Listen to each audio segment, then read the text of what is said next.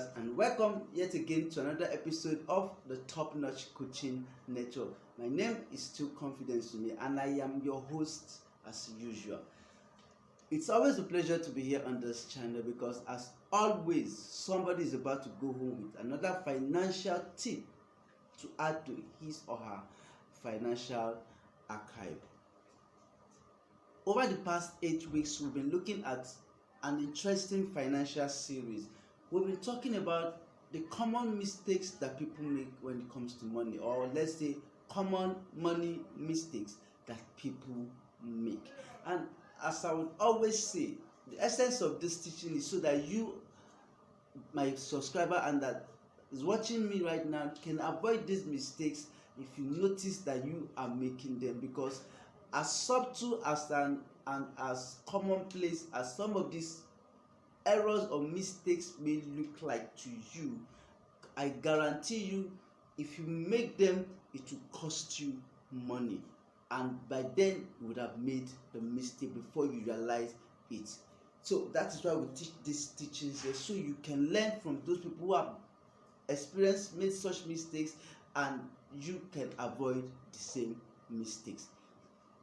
Last week we talked about one of these common money mistakes, and we talked about the mistake of ignoring your competition, or the mistake of ignoring competition. Yes, last week we talked about that topic, ignoring your competition, and I made example of BlackBerry that ignored competition, and competition took them out within a short time.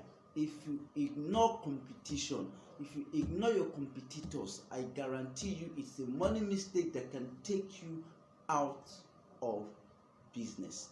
If it doesn't take you out of business, it will cost you your income. Today, I want to look at another very vital topic. Today, we want to look at a very, very simple common mistake. A mistake that a lot of people make. A mistake that you have experienced other people make. You have been probably a victim of this mistake, even though you may not have made it, but people have made it, you've experienced it, and it has turned you up towards such people. We're talking about the mistake of poor customer service. The mistake of poor customer service. Now, you see why I said you have experienced such acts or actions before, that you might not have made the mistake, but you've experienced it firsthand, and it turned you off, and you know and now see why we call this a very, very big money mistake. Personally, I have experienced very, very poor customer service. You might have also rendered poor customer service even as an entrepreneur or as a business person. But the point is, if you have a poor customer service, be rest assured that you are making a money mistake. Ask yourself, how many of these places where you experience poor customer service have you returned to?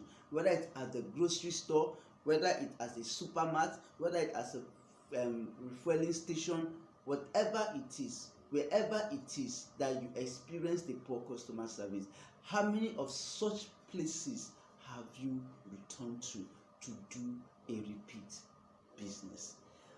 That is to show you how important a good customer service is. Whether you are an entrepreneur, whether you are an employee, whatever position you hold, know that customer service is a very, very vital part of any business, and a poor one can cost you your company. I once come across a saying, I think I read it in a book or so. Somebody said that a customer can fire the chairman down to the security man at the gates simply by taking his or her money elsewhere. It's that simple. That is how much a customer service can cost you. A customer can take a chairman down, can fire the chairman down to the security man simply by taking his money to the next place. When we talk about customer service simply put is the provision and the delivering of professional, helpful and high quality service and assistance. That is another key word. And assistance to a customer before the transaction, during the transaction and after the transaction.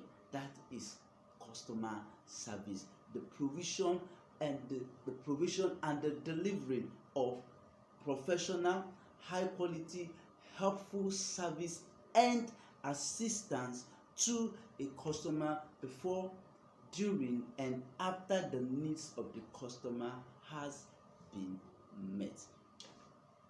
In that definition, there are two key words I want to quickly talk about, which is the provision of services and assistance. Some people stop at the service level, but the assistance is where the major role is.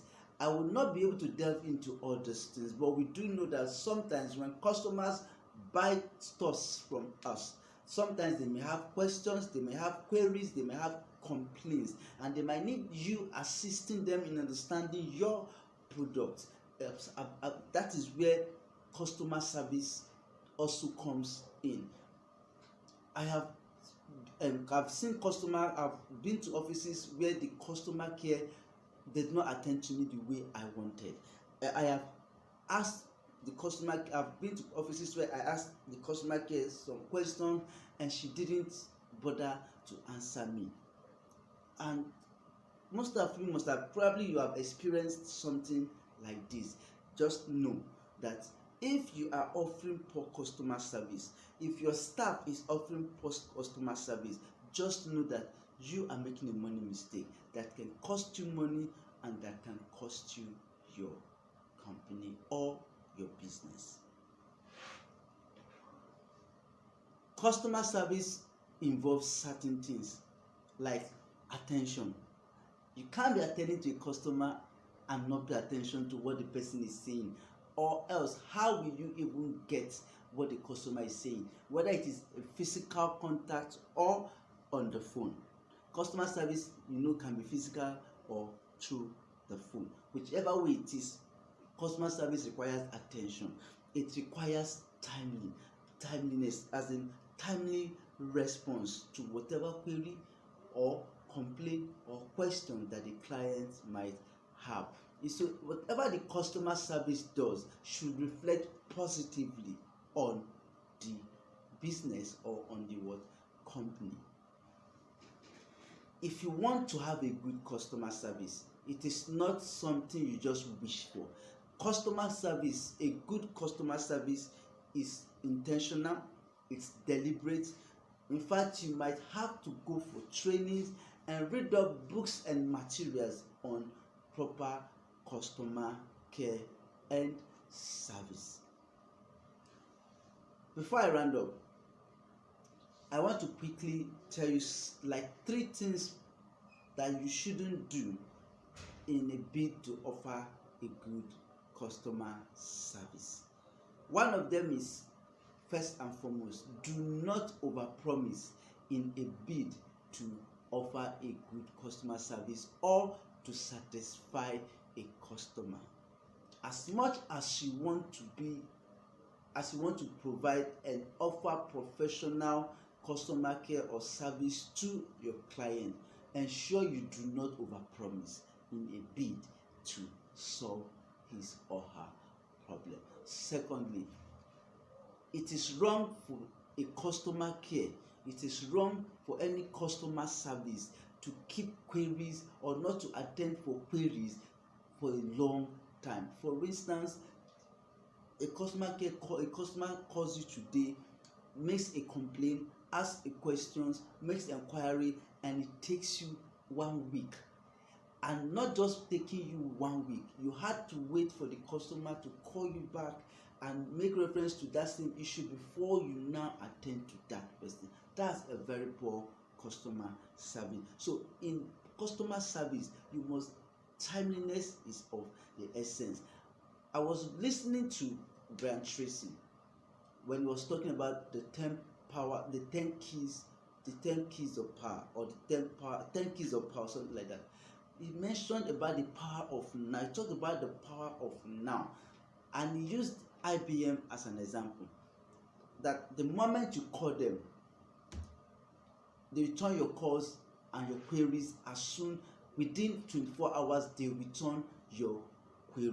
Some people have 48 hours policy. So what is your own customer call and service policy when it comes to answering queries, attending to complaints, and answering questions? These are very important factors in customer service and that you must note. And finally, it is very wrong as a customer service that your customer service does not know or is not familiar with the products and services of the company. Wow, there is nothing that can be more embarrassing than you, the customer, knowing of a product, a service, and you went to the office or the business center and you make inquiries, and the customer service or customer care attendant cannot answer the question on that particular product or service because he or she is not even aware that such service is being offered. A good customer care or a good customer service must be aware and familiar with the products and services of the company. To round up, Tony Hayes said something. He said, in this 21st century, customer care or customer service is not only or is no longer a department. It is now the whole company.